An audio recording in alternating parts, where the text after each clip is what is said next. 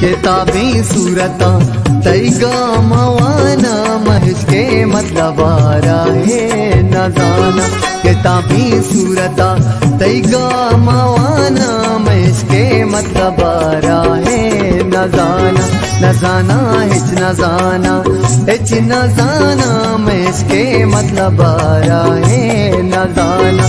ज़हीरा से मेरानी मंजिल आई हमें सालों के वहाँ के दिलाए।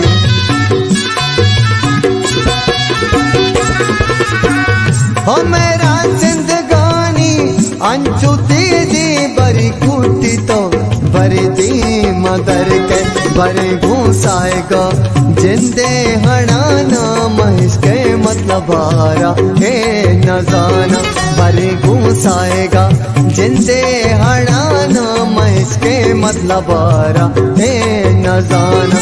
किताबी सूरता तैगा मवाना महज के मतलब है न जाना।